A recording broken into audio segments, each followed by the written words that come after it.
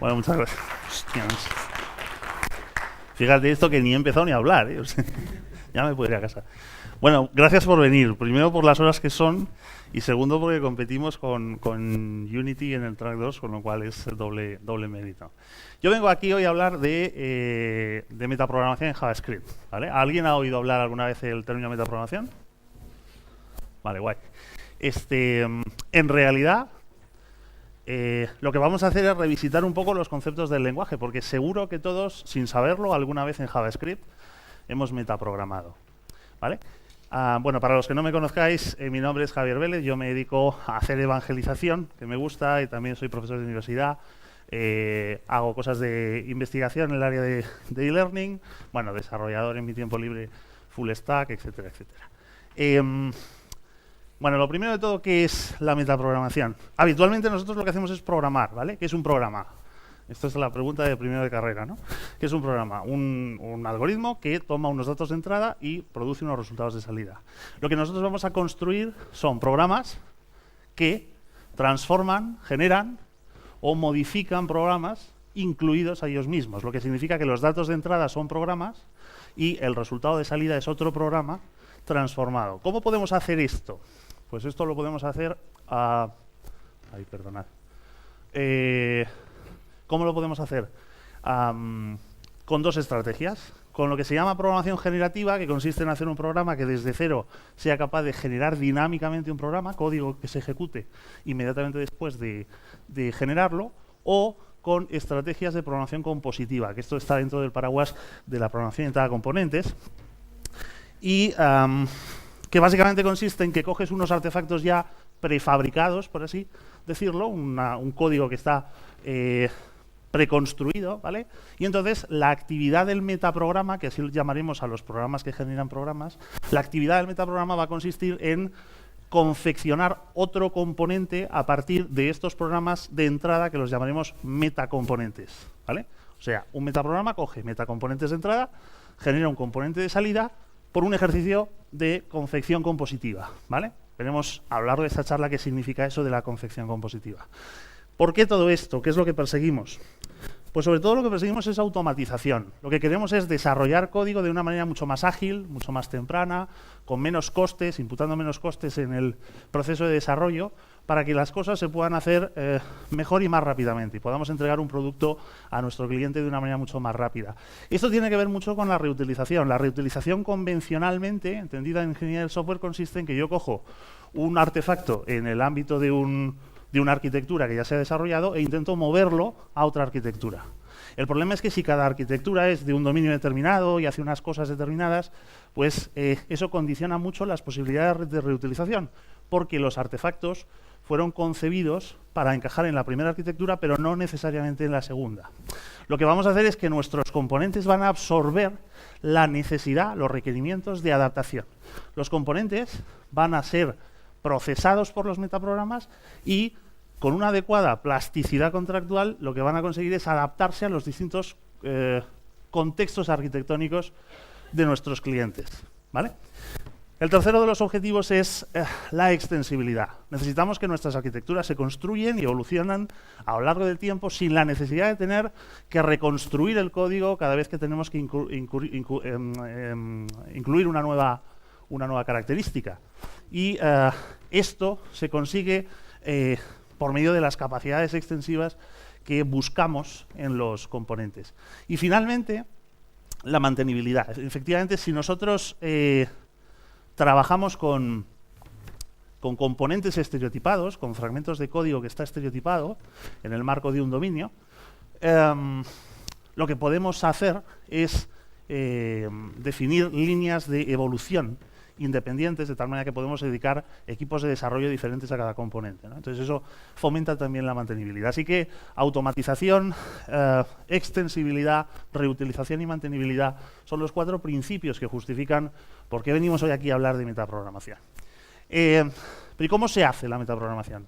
Pues desde un punto de vista, haciendo un zoom out del sistema, podemos hablar desde un punto de vista de caja negra de lo que ocurre fuera del contexto metaprogramático, Básicamente, lo primero que tenemos que hacer es identificar un dominio. Por ejemplo, vosotros imaginaros que sois una empresa de software que se especializa en construir sistemas de, por ejemplo, de e-commerce, ¿vale?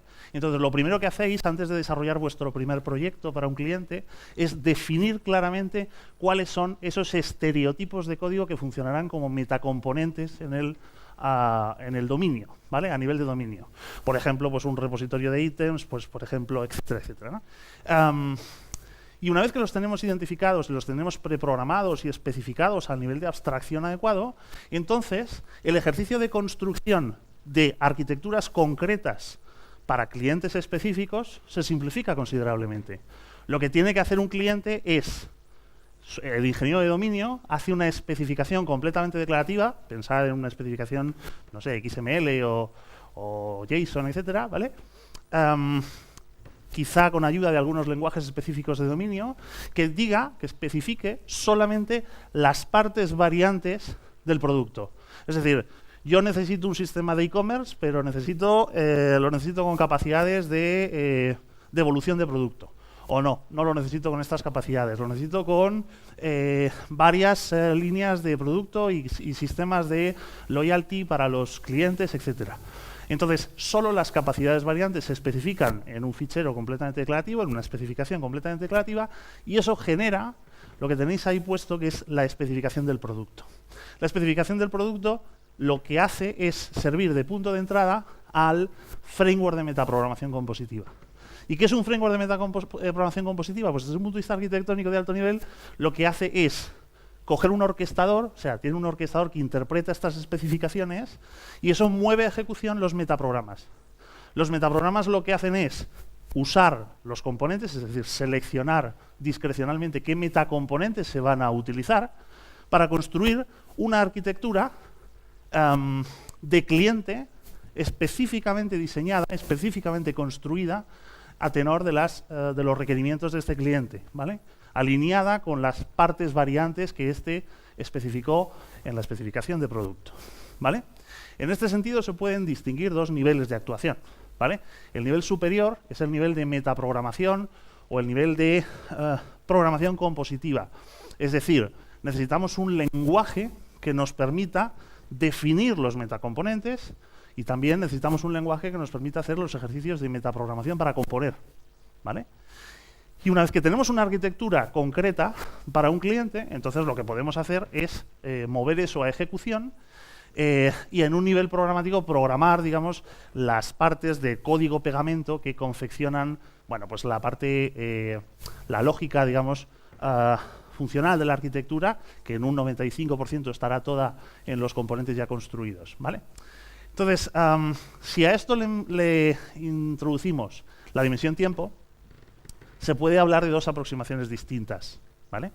Por un lado está el enfoque estático y por otro lado el enfoque dinámico.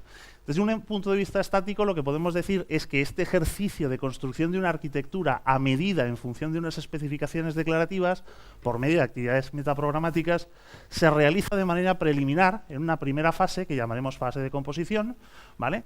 Y luego eso consolida una arquitectura, ¿vale? Y esta arquitectura se mueve a ejecución, ¿vale? Se lleva a un entorno de ejecución donde nosotros programamos y, bueno, sacamos valor a nuestro producto. Pero otra aproximación todavía más interesante es cuando estas dos fases, la fase de composición y ejecución, son solapantes en el tiempo. ¿Por qué? Porque la arquitectura de ejecución puede, discrecionalmente, en función de los cambios ambientales que se puedan dar en el entorno, puede demandar adaptaciones dinámicamente a la arquitectura superior de metaprogramación, de tal manera que los componentes se puedan adaptar dinámicamente a lo largo del tiempo, ¿vale? Esta es la idea. ¿Y qué hace un metaprograma?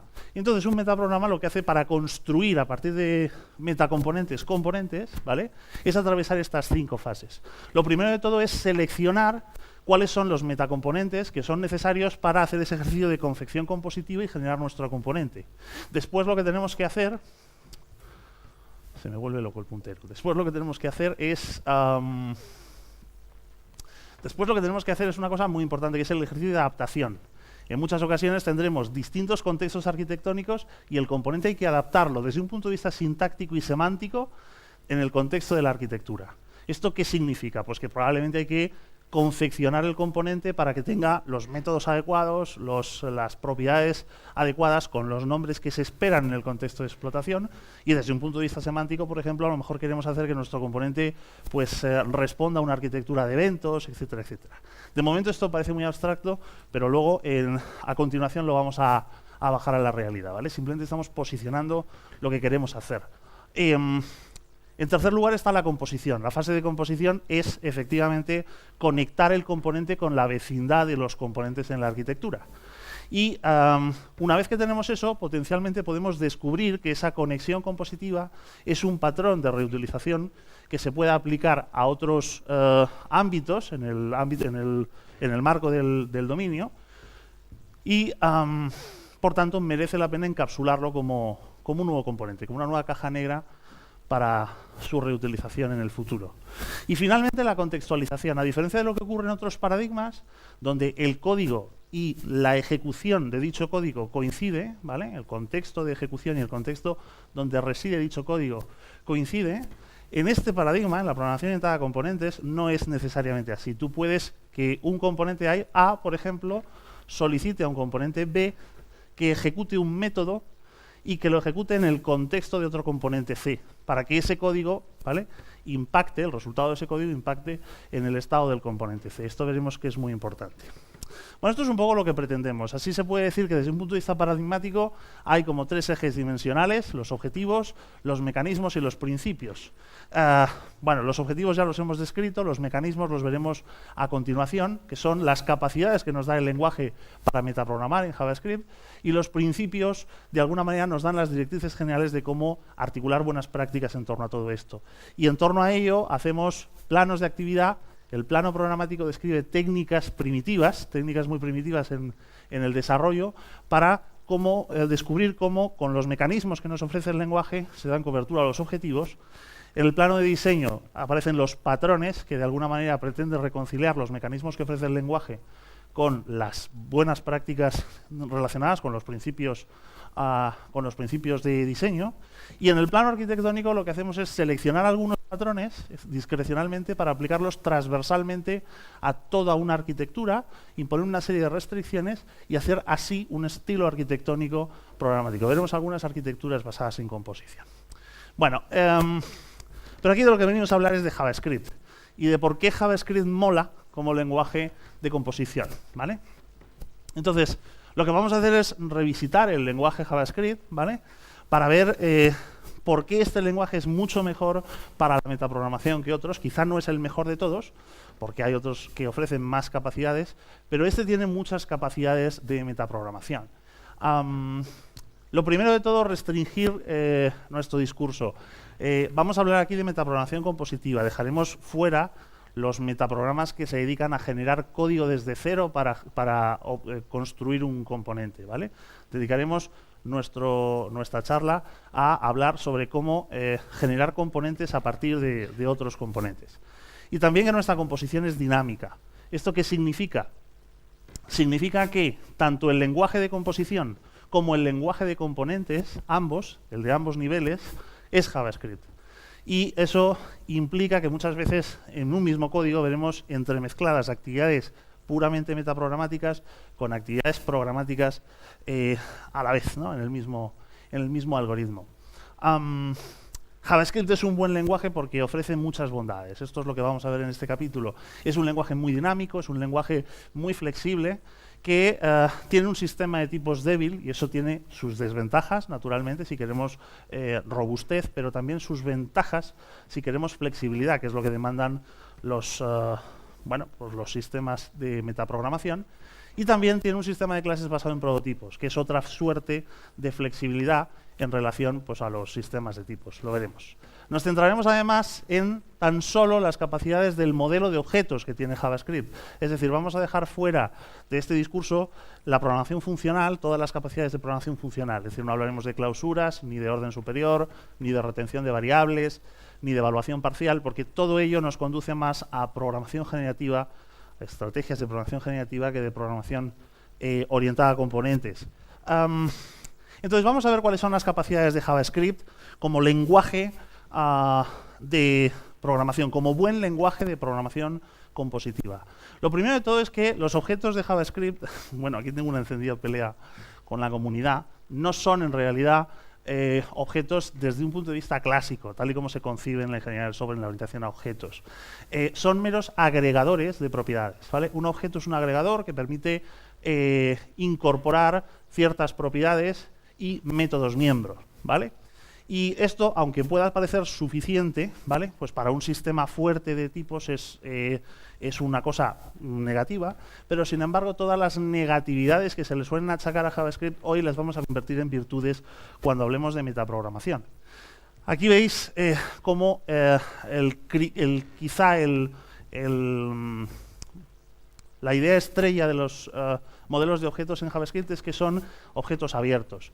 Yo puedo, a lo largo del tiempo, ¿vale? Según voy desarrollando, ir incorporando nuevas capacidades, nuevas características, métodos o propiedades al objeto, o irlas borrando o actualizando sus valores, ¿vale? Esto es una cosa que en general en los lenguajes de orientación a objetos no se puede hacer. Yo no puedo sobreescribir un método dinámicamente sobre la marcha, ¿vale? No sé si alguno de vosotros habéis programado alguna vez en un lenguaje de tipificación fuerte en Java, en César, por ejemplo. ¿Sí? ¿Vale? Sí. Bueno, pues hacéis un estudio comparativo de todas estas características para ver las diferencias. ¿Qué impacto tiene la delegación en la composición? La delegación, bueno, la delegación es el caballo de batalla fundamental de la orientación a objetos. Yo tengo un objeto, ¿vale? Y este objeto... Vamos a ver, aquí tenéis un ejemplo, ¿no? Tengo un objeto A, ¿vale? Que tiene un método M que delega en un método N, ¿vale? Y esta es como la parte estática del problema. Lo que es dinámico es el valor de este objeto D, que se resuelve en tiempo de invocación. Se resuelve en tiempo de invocación. Esto es lo que se llama el enlace dinámico, el dynamic binding, ¿vale? Hoy en día todos los lenguajes tienen dynamic binding y tienen esta propiedad, pero tradicionalmente o históricamente no ha sido siempre así. ¿Esto qué significa? Pues significa que si tú tienes un método, por ejemplo, que delega en un objeto B, en un método N de un objeto B, ¿vale? Originalmente este objeto puede no tener el código N, el método N, ¿vale? Pero sin embargo, nosotros posteriormente podemos, por la actuación de un metaprograma que lo adapte, que lo transforme, incluir ese método M y entonces conseguir que B se adapte al contexto de ejecución, ¿vale? Es decir, hemos pasado de un objeto que no estaba preparada para la ejecución colaborativa con A un objeto que ya sí lo está por la aplicación de una transformación. Es elemental, no os estoy contando nada nuevo en JavaScript, pero es una manera, una perspectiva nueva de ver las cosas en relación a la composición. Y esto se puede hacer gracias, insisto, al dynamic binding, porque el enlace dinámico lo que permite es postergar, el compilador posterga la resolución de la variable D por el objeto B hasta el tiempo de la invocación, ¿vale? No en el tiempo de compilación. La herencia, en realidad, es otra forma de delegación. No sé si nunca os lo habéis planteado. ¿Qué es lo que ocurre cuando nosotros heredamos? Pues cuando nosotros invocamos un método, aquí tenéis un ejemplo de un método M. Aquí tenemos un objeto O con un método N, invocamos un método M y ese no está definido en el objeto, ¿vale? Entonces, lo que hace el algoritmo JavaScript, o sea, el lenguaje JavaScript, perdón, es buscar en la cadena de prototipados de manera ascendente, ¿sí? Hasta que encuentra un método que se llama M. Y si no lo encuentra, en ningún objeto de la cadena de prototipado da un error, ¿sí? ¿Vale? Entonces, hasta cierto punto eso significa que la composición, que la herencia es una forma de delegación por la cadena de prototipado. Es una delegación muy dinámica porque en cualquier momento nosotros podemos inyectar en cualquier padre objetos, métodos, ¿vale? Dado que los objetos de las clases son objetos en JavaScript, son prototipos, y estos son abiertos, entonces podemos inyectar nuevos métodos. Así que una manera de intervenir en el proceso, en el comportamiento del objeto, es incorporar estos métodos a nivel de padre, de algún padre, ¿vale? Más cosas, el polimorfismo en la composición. En JavaScript no existe, propiamente dicha, el polimorfismo, porque necesitamos un sistema de tipos fuerte.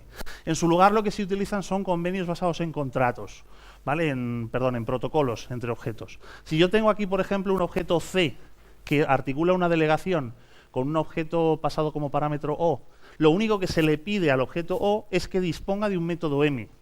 Es simplemente un convenio protocolario, ¿vale?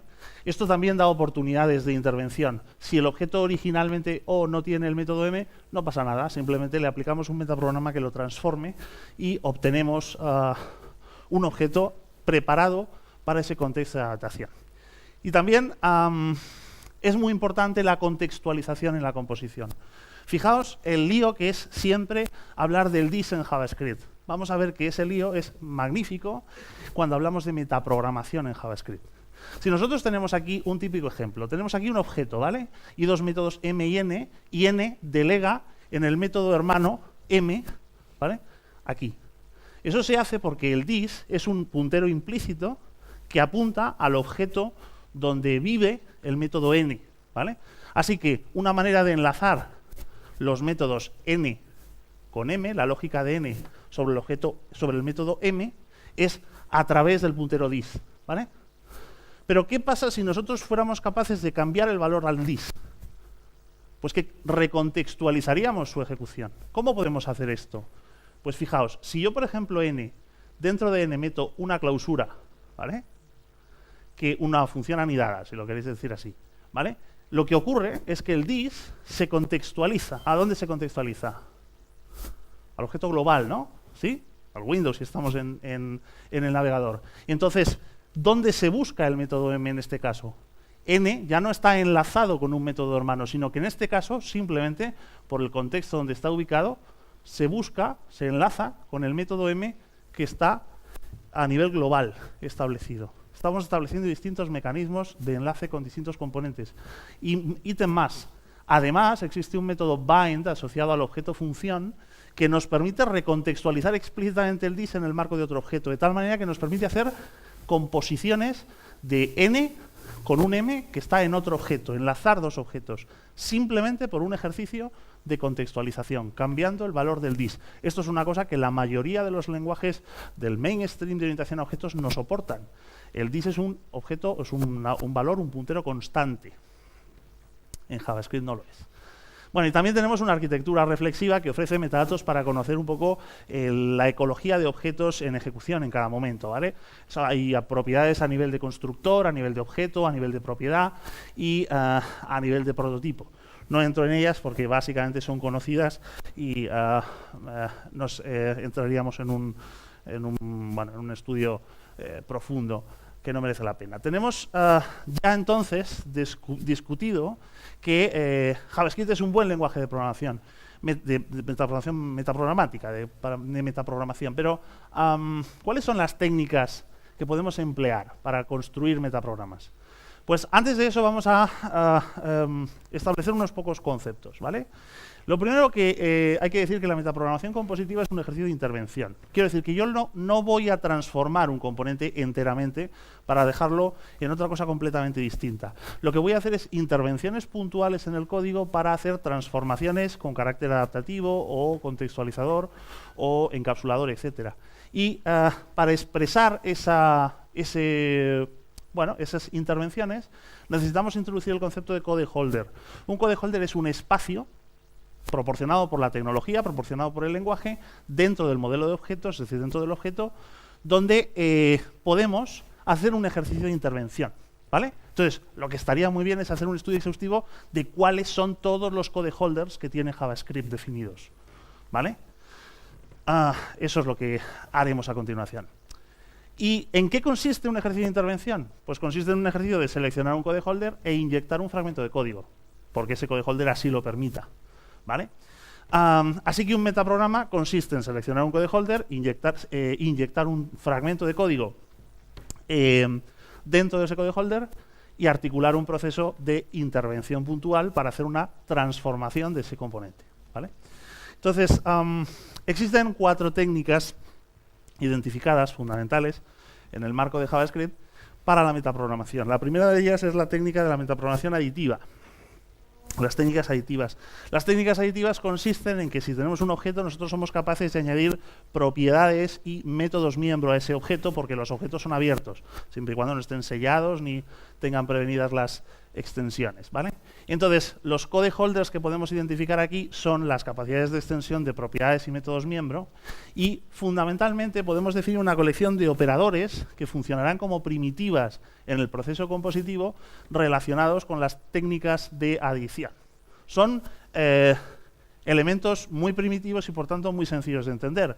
Yo puedo definir una librería MP con capacidades, con métodos que me permiten añadir, borrar, actualizar o renombrar propiedades de una manera muy sencilla, ¿no? Aquí tenéis ejemplos de cómo funciona. A partir de estas propiedades, a partir de estos métodos o operadores de metaprogramación compositiva, podemos definir otros un poco más elaborados que consisten en copiar código de un objeto a otro o mover código de un objeto a otro o incluso extender todo un objeto con nuevas capacidades, ¿vale? Veremos que es uno de los más utilizados cuando se trabaja en arquitecturas de mixins, ¿vale? Básicamente lo que hace es copiar todos los objetos, todas las capacidades, todas las características de un objeto a otro objeto, ¿vale? Simplemente con un iterador. Las técnicas de extensión lo que permiten es refinar el comportamiento de un objeto por decoración de sus métodos miembros en relación con la jerarquía que establece la cadena de prototipado. Por lo tanto, los code holders están relacionados con la propia cadena, alterar la propia cadena de prototipado y mover objetos y métodos miembros arriba o abajo en la cadena de prototipado. ¿Cuáles son entonces los operadores fundamentales? Tenemos el setPrototype aquí definido. Esta es una solución de ECMAScript 5. En el ECMAScript 6 ya es un método nativo de JavaScript. Permite cambiar dinámicamente el objeto, o sea, el prototipo asociado a un objeto. Esto es algo súper potente porque dinámicamente yo puedo cambiar el comportamiento de un objeto en función de indicándole nuevos métodos de los que heredar, ¿vale? Una nueva versión. Podemos borrar el prototipo o incluso algo que es útil en ocasiones, que es invertir el sentido de la relación de parentofilialidad entre un objeto y su prototipo. Que el prototipo se convierta en el objeto y que el objeto se convierta en el prototipo. ¿Vale? También tenemos operaciones de copia y movimiento ascendente y descendente por la cadena de prototipado, que es algo que está, si alguno conoce los patrones de Fowler de refactorización de código, es algo muy prototípico, muy típico, ¿vale? Mover código arriba o abajo permite muchas veces ocultar comportamiento y modificar el comportamiento, porque si por ejemplo yo tengo un comportamiento definido y le inyecto un código en la cadena de prototipado, una función en la cadena de prototipado antes, pues entonces el proceso de lookup del método encontrará primero el que encuentro antes. Por lo tanto, las técnicas de interposición de código en la extensión pues ofrecen posibilidades, digamos, de cambio dinámico del comportamiento de un objeto. También tenemos la intercesión. La intercesión consiste en que podemos decorar código, inyectar código, para que se ejecute antes, durante o después de un método o también antes o después del acceso a una propiedad, ¿vale? Las técnicas básicamente son el before y el after. Aquí tenéis una idea, vamos a estudiar un poco cómo funciona el before. Aquí tenéis la idea de que lo que esto hace básicamente es definir una nueva función que sustituye la función actual en la clave key sobre el objeto, y lo que hace es invocar a la función que es la extensión, que es la decoración, y después se ejecuta el método de la función original, ¿vale? Es una decoración en before porque primero, previamente a la ejecución del método original, se ejecuta una función pasada como parámetro. Lo mismo se puede hacer con el after. Esto es el mismo esquema, pero la decoración viene después. Y provide y except son dos versiones de before y after en las que la extensión es un predicado booleano y se condiciona la ejecución del método original en función de si se satisface o no dicho predicado, ¿vale? Around es quizá el más complejo de todos los operadores de composición por intercesión. La idea se ve claramente en este ejemplo. Si nosotros le damos la oportunidad al programador del componente de definir una función recibiendo por convenio como primer parámetro una función R, ¿vale? Un decorador R, ¿vale? Pues entonces podemos hacer que él establezca un esquema programático de dónde exactamente se va a ejecutar ese decorador. De tal manera que cuando nosotros aplicamos el around y diciendo que sobre el objeto O en la función f queremos decorar G, queremos decorar con G, entonces R se sustituirá paramétricamente por la G. Y el esquema es el que ha definido el usuario, pero con la intervención de una función introducida por el cliente, por el metaprogramador, ¿sí? ¿Vale? Lo mismo se puede hacer en el caso de las propiedades, ¿vale? Básicamente son los mismos modificadores before y after, pero ahora utilizando el define properties y sobreescribiendo los métodos get y set, tanto para before como para after, ¿vale? Y por último, las técnicas de metaprogramación por delegación. Aquí los codeholders son la justaposición de los que aparecían en delegación, en adición, ¿vale? Y los que aparecían en intercesión, ¿vale? Lo que nosotros podemos hacer en esencia, ¿vale? Es definir metaprogramas que sean capaces de inyectar código y que ese código lo que haga sea definir proxies que deleguen a otros métodos definidos en otros puntos de la arquitectura, ¿vale? Aquí tenéis un ejemplo. El inner delegate y el outer delegate son los dos operadores fundamentales de composición. ¿Qué es lo que hace esto? Pues lo que hace esto es definir una delegación definir un nuevo método, ¿vale? Con la clave nkey sobre el objeto core que delega en el método que hay en la clave okey y evaluados sobre el contexto pasado como parámetro, ¿vale? Aquí veis un ejemplo. Por ejemplo, si yo digo, quiero hacer una delegación interna sobre el objeto O1 de f con g, quiere decir que si O1 tiene el objeto f, se genera una nueva función g que lo que hace en el fondo es hacer O1.f, ¿vale?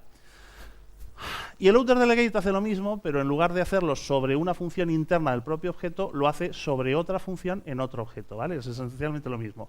El core, aquí la extensión es un objeto, la clave compartida por los dos y el contexto de ejecución. Lo que se hace es que aquí se genera un nuevo método que delega en el método que sobre esta clave key está definido en esta extensión para la delegación, ¿vale?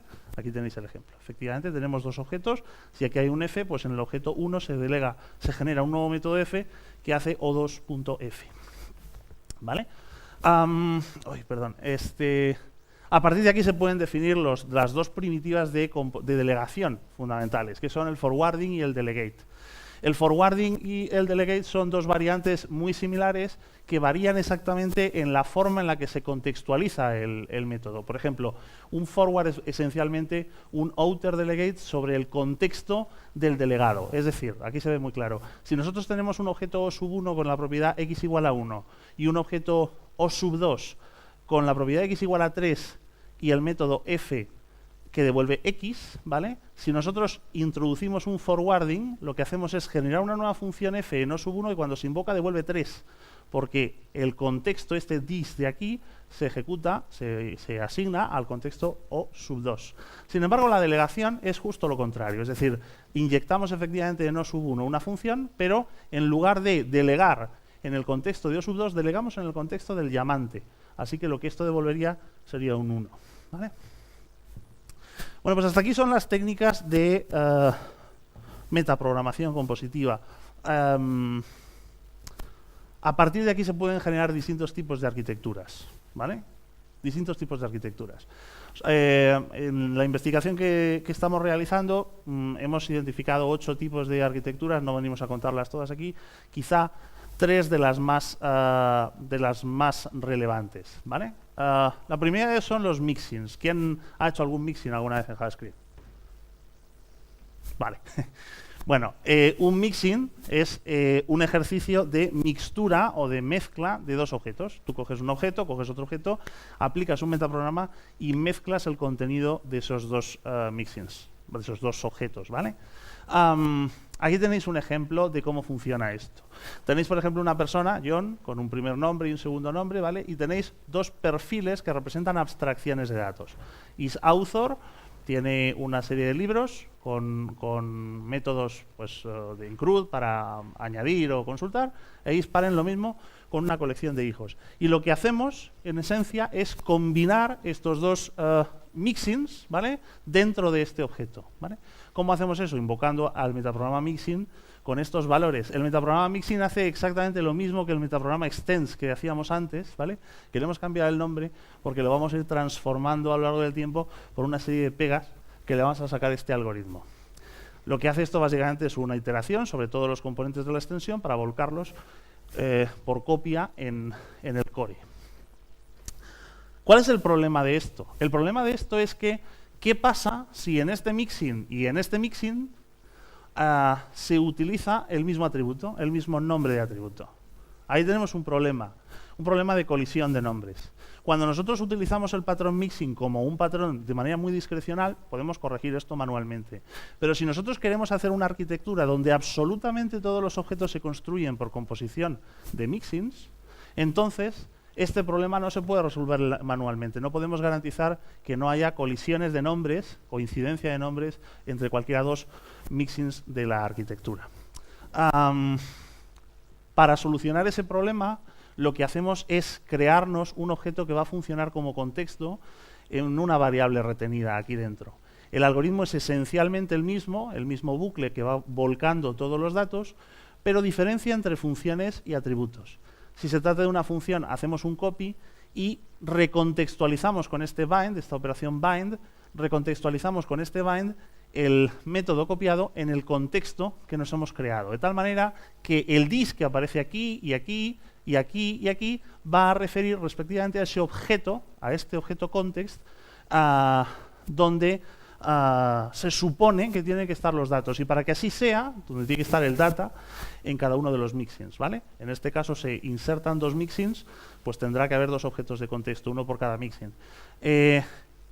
En este caso lo que hacemos es simplemente una copia que lo que hace, en el caso de que sea no sea una función sino una primitiva, o sea un atributo, lo que hacemos es una copia sobre el contexto, porque este data tiene que estar dentro de este contexto, ¿vale? Más problemas relacionados con esto. Los problemas de la colisión de métodos. Si nosotros tenemos, por ejemplo, lógica compleja de inicialización del mixin, entonces necesitaremos definir una función constructora. Ponte que la llamemos init, por ejemplo. ¿Vale? Si aplicamos ese nombre como patrón transversal, enseguida encontramos colisión de métodos. Pero además es que potencialmente la colisión de métodos se puede dar en cualquier momento. Así que necesitamos establecer políticas, ¿vale?, que impidan o que resuelvan, que gestionen los potenciales problemas de colisión de métodos cuando vamos aplicando mixins, cuando vamos mezclando un objeto con sucesivos mixins, ¿vale? Las políticas esencialmente son las mismas que antes. Al before, al after y al around le añadimos ahora el override del discard. Es decir, si yo estoy haciendo un mixin, estoy incorporando un método a un objeto y ese método ya existe en el objeto original, puedo elegir entre sobreescribir el método, descartar el método que quiero insertar o hacer una mixtura, ¿vale?, en before, en after o en around, según comentábamos antes, ¿vale? ¿Cómo cambia el mixin? El método de mixin, pues básicamente lo que hace es escoger una decoración por defecto más combinada con la que pasemos potencialmente aquí como política paramétrica, y lo que hace es discriminar, en el caso de que sean funciones lo que estamos incorporando, preguntar si el método ya existe, entonces aplico la decoración y contextualizo, y si no, directamente hago la copia sin más y contextualizo. En cuanto a los aspectos es otro de los tipos de las arquitecturas o de los modelos arquitectónicos de metaprogramación compositiva más conocidos, ¿vale? La programación orientada a aspectos lo que pretende es hacer decoraciones sistemáticas de un core para inyectarle nuevo comportamiento. Entonces, lo que hacemos es crear una abstracción. Aquí lo veis, por ejemplo, tenemos un manager de datos, una pequeña base de datos clave de valor.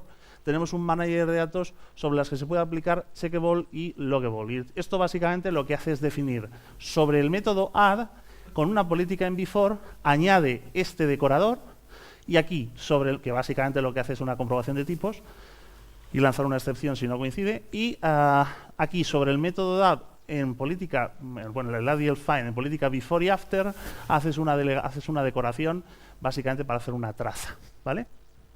¿Qué es lo que podemos hacer?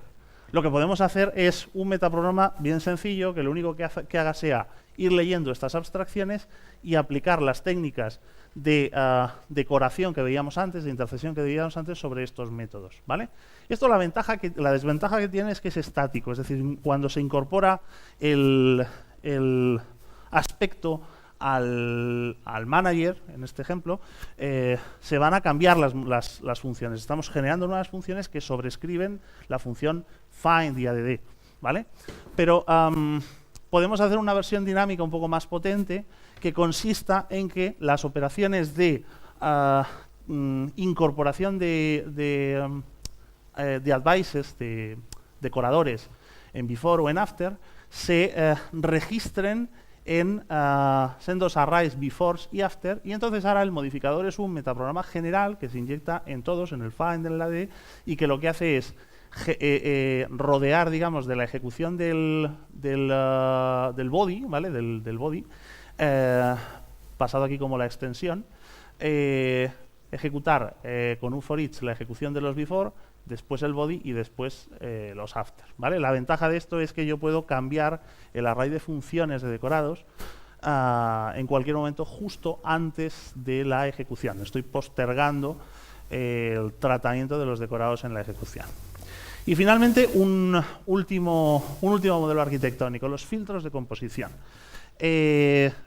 Nosotros podemos aplicar estrategias de intercesión de código para que delante y detrás de cada uno de los métodos de un objeto ponemos una serie de filtros que examinan el mensaje de entrada. Y si ese mensaje se puede derivar a otro componente externo, ¿vale? Bueno, externo o interno, se articula una delegación. Y si no, se ejecuta termina al siguiente filtro, y al final los filtros lo que van haciendo es desviar tráfico de mensajes, ¿vale? Hacia afuera o tal, y al final, si no, pues hay un comportamiento por defecto que es el delegar en el método original, ¿vale? ¿Sí? Entonces, ¿con esto qué cosas se pueden hacer? Pues, por ejemplo, se pueden hacer algoritmos de colaboración entre filtros, ¿vale? Nosotros, por ejemplo, imaginaros que tenemos 3 bases de datos, ¿vale? En nodo que tienen que funcionar en espejo, ¿vale? Aquí tenemos el código de la base de datos, esencialmente es pues un get y un set, ¿vale? Un esquema de un get y un set con una base de datos, ¿vale? No he entrado demasiado en detalles, bueno, imaginaos que esto es un esquema de clave de valor. Y lo que queremos es que siempre se ataca la base de datos original, la base de datos 0, ¿vale? Y esta base de datos lo que va haciendo es propagar, por las relaciones de vecindad que tiene, cada set lo propaga a la siguiente base de datos, de la base de datos 0 a la 1 y de la 1 a la 2. Pretendemos hacer eso. Y también pretendemos hacer un balanceo de carga de tal manera que las solicitudes en get las resuelvan circularmente la base de datos 0, la siguiente la 1, la siguiente la 2, la siguiente la 0, la 1, la 2, etcétera, etcétera, ¿vale? Entonces, para eso vamos a introducir 2 filtros de composición. El filtro de composición around, ¿vale? Lo que hace es definir un estado de variables para gestionar toda esta colaboración entre filtros, que es el estado que compartirán los filtros, y que lo que vamos a hacer es añadirlo por técnicas aditivas al componente, y luego vamos a hacer unas decoraciones, en este caso en el método get, con un provided, para que este advice, esta decoración se ejecute condicionalmente, de tal manera que condicione la ejecución del método subyacente siempre y cuando esto devuelva true y no lo ejecute si devuelve false, ¿vale? De esta manera hacemos la política del round robin que queremos hacer aquí, y el fcopy es el otro filtro que lo que hace es articular la copia de replicación de los datos. En cada set lo que hacemos es que propagamos un mensaje que delega al vecino para hacer el set del mismo dato en su base de datos local. El algoritmo de metaprogramación es tan sencillo como aplicar el mecanismo extends, o sea, el operador extends, y el operador aspect sobre el core. Y aquí vemos efectivamente que tenemos el prototipo. Sobre el prototipo creamos 3 componentes de bases de datos y con un for each aplicamos filtros fcopy y fround a cada uno de los tres componentes. De tal manera que, ¿qué es lo que conseguimos? Conseguimos, activando la primera base de datos, conseguimos que cada operación set se propaga a cada una de las tres bases de datos, y cada operación get lo que hace es resolverse exactamente por una base de datos en round robin. Esta primera get lo resuelve la primera base de datos, esta delega en la segunda base de datos, y así circularmente, ¿vale? Bueno, pues esto es la metaprogramación. Como hemos visto, JavaScript es un lenguaje muy flexible y muy dinámico que se presta mucho a hacer programas que puedan ser transformados. Podemos hacer aspectos, podemos inyectar código en decoración, podemos jugar con la cadena de prototipado para jugar dinámicamente, para inyectar dinámicamente nuevo comportamiento en relación a cómo se articula el lookup en la cadena de prototipado. Podemos articular delegaciones que cambien dinámicamente y podemos añadir nuevas configuraciones, nuevas características a un objeto por las técnicas de delegación. Esto es todo. A ver si tenéis dudas, preguntas, ruegos y preguntas. Ruego que no haya preguntas.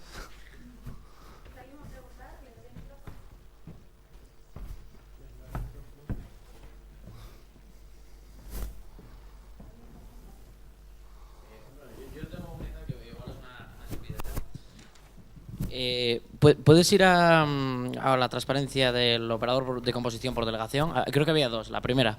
Operador por composición. Composición por delegación. Sí, había dos, ¿no? ¿Es esta la primera? Había tres. Sí, esta es la primera. Vale. Una pregunta. Básicamente aquí, ¿esto se podría extrapolar a un patrón adapter? Se podría extrapolar a un patrón adapter. A ver, el patrón adaptador... Sí, a ver. El patrón adaptador es una solución de delegación, pero en el plano arquitectónico. O sea, que tú lo que estás haciendo es generar un nuevo artefacto, un nuevo objeto, que se pone por delante, ¿vale? Esto es una muy buena pregunta. Muchas de las cosas que aquí cuento, ¿vale?, se resuelven con patrones de diseño de la banda de los 4 convencionales, pero extendiendo la arquitectura. Es decir, tienes que tener más artefactos, más clases y más tipos de objetos para hacer lo mismo, ¿vale? La ventaja de utilizar técnicas metaprogramáticas, que también es mucho en el estilo, pero la ventaja de utilizar técnicas metaprogramáticas es que tú conviertes tu objeto en un adaptador. O sea, tú lo que estás haciendo es que sobre el mismo objeto estás inyectando código que delega. No estás generando un objeto por delante que te hace de proxy, por ejemplo, y que te desvía delegaciones, sino que tú puedes inyectar código dentro del objeto para que ese código esté dentro de la función, ¿vale? De tal manera que tú no ves nuevos objetos en tu arquitectura, ¿vale? Pero sí, está muy próximo a eso, ¿vale? Muy bien visto. ¿Más?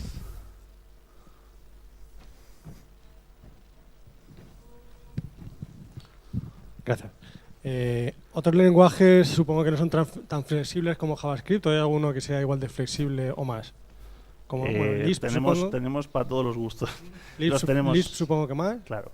Los tenemos de todos los sabores. Lenguajes, vamos a ver, los sistemas cuanto más fuertemente tipados y cuanto más en el mainstream de la orientación a objetos, son más hieráticos, son menos posible de alterar dinámicamente, ¿vale? Y eso es muy bueno para la tipificación y es muy bueno para la seguridad, para ofrecer seguridad y mover muchos errores en tiempo de compilación en lugar de que surjan en tiempo de ejecución, pero los lenguajes dinámicos tienen, cuanto más dinámico es un lenguaje, cuanto más débil es su tipificación, como hemos venido demostrando, cuantas más capacidades como la contextualización o el binding dinámico, pues ofrecen más oportunidades de metaprogramación. Lenguajes débilmente tipados, lenguajes, digamos, muy fuertes, pues están los de Java o C#, etcétera. Lenguajes más débiles o más flexibles todavía, pues por ejemplo están, bueno, que si alguno sabe demasiado de esto, no, Creo que Ruby tiene más posibilidades metaprogramáticas, ¿vale? Por supuesto, todos los dialectos funcionales son muy plásticos, son lenguajes muy plásticos, el Lisp, el Common Lisp, etcétera, etcétera. Hay algunas cosas interesantes, por ejemplo, que incluso JavaScript apunta hacia ellas en las especificaciones 6 y 7. En la especificación 6 de JavaScript se ha incluido, por ejemplo, el set prototype. No sé si está en la 6 o va a estar en la 7. La especificación, a ver, ¿qué era? El no such method, es decir, poder poner un manejador de método para que cuando una propiedad no esté, hacerle un tratamiento a ese error para que no lance una excepción, sino que se puede hacer un tratamiento. Eso creo que también está, no sé si en la 6 o va a estar en la 7. Y luego, por ejemplo, todos los métodos de delegación, todas las técnicas de delegación se van a incorporar en los proxies, que me parece que están, no sé si, me parece que están en la 7, creo. Los proxies de delegación. Sí, pero en los lenguajes funcionales puros no puedes hacer este tipo de guarreo, ¿no? Quiero decir, como no tienen objetos... Bueno, yo me ducho todas las no mañanas. Lo sé. Yo me metaprogramo y luego me ducho. No puedes hacer ese tipo de guarreos. Bueno, según mi experiencia, cuando tú programas en funcional, lo que haces es en realidad hacer programación generativa. ¿Por qué haces programación generativa? Igual se puede ver algún ejemplo. Mira, en las técnicas de intercesión se ve. Aquí, por ejemplo, esto, en sentido estricto, aunque os lo he presentado como composición, en sentido estricto, esto es una generación. Porque lo que tú estás haciendo es generar desde cero una nueva función que inyectas para sustituir a esta. Y lo haces a través de las capacidades de orden superior que te ofrece el lenguaje. Entonces, lo que hay muchísimo en programación funcional es técnicas que consisten en generar nuevas funciones de forma muy dinámica a tenor de las condiciones que te pide un programa. Es decir, yo diría más bien que cualquier lenguaje funcional es muy metaprogramático. O sea, cuando tú resuelves un problema funcional, lo que haces es no resolver el problema, sino resolver la familia de problemas estableciendo un esquema algorítmico general que luego le inyectas las funciones concretas de forma paramétrica y entonces resuelve tu problema concreto. ¿Vale? Eso es la forma adecuada de programación funcional. O sea, que tiene mucho de programación genérica. Muy bien, muchas gracias. ¿Más? Sí. Bueno, esta ya es un poco más... yo esto lo conozco como interceptor, no sé cómo lo has llamado. Intercesión, sí. Intercesión, vale. Sí. ¿Cómo de sencillo, digamos, eso? No sé si se puede. Porque, bueno, yo trabajo con C#, entonces yo el tema de los interceptores lo he tocado con Unity, pero bueno, es un mundo que parece un poco diferente, ¿no? Sí. Pero lo que yo entiendo por interceptor es un trozo de funcionalidad que se tiene que ejecutar antes y después de algo, de otro trozo de funcionalidad, desacoplado. Sí. Entonces, mi pregunta es, ¿podrías definir un contrato para ese interceptor y en tiempo de ejecución, mediante fichero de configuración, resolver ese contrato a una clase u otra? Vale, muy bien. A ver, en el mainstream de los objetos, ¿vale? Cuando hablas de Java o, por ejemplo, de C#, este tipo de... O sea, se entiende por intercesión. O sea, una intercesión en el fondo, para que nos entendamos, es un man in the middle que te está tratando el tratamiento de los mensajes, te está gestionando los mensajes de entrada, ¿no? En el mundo de la orientación a objetos clásica, como todos los artefactos se compilan y son entidades cerradas en tiempo de ejecución, ¿vale? A no ser que hagas técnicas de generación de código por, bueno, pues un poco más elaboradas con class loaders y demás. Como todo es cerrado, la única forma de resolver eso, de hablar de intercesión, o también se llama interposición de código, o interposición de librerías y demás, es en el plano arquitectónico, como tú dices, es de sacar, pues eso, proxies por delante que de manera muy transparente decoren el código. Las ventajas de los lenguajes dinámicos es que todo ese código lo puedes inyectar. Esto está muy en línea con la pregunta que hacías antes. Pero respondiendo a la otra parte de la pregunta, ¿se pueden definir contratos? A ver, es que en JavaScript no existen los contratos, porque es, digamos, el eterno debate, que yo creo que no nos pondremos nunca de acuerdo, si tener una interfaz o definir un contrato programático fijo en base a una interfaz o como quieras, en un artefacto es algo positivo netamente o negativo.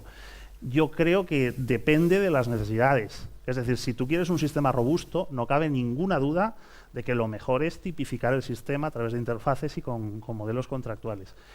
Pero si tú lo que quieres es flexibilidad, entonces los sistemas de tipos basados en convenios protocolarios son lo mejor. Porque lo que tú puedes hacer es que a un objeto solo le demandas lo que necesitas en tiempo de ejecución. Claro, eso, ya me tengo que ir un segundito, por favor. Eso es bueno y es malo, porque si tú haces un convenio contractual, si tú utilizas un convenio contractual, pues lo tienes todo fijado y puedes, por ejemplo, articular los principios SOLID de la orientación a objetos. Pero en un sistema dinámico como este, puedes metaprogramar, pero no puedes garantizar bajo ningún concepto la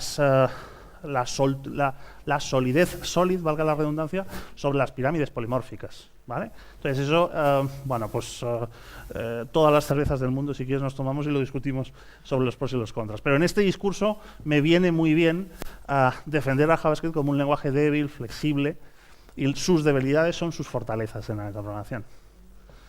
Bueno, pues no sé si hay más preguntas, si queréis las resolvemos fuera. Muchísimas gracias por venir, ha sido un verdadero placer.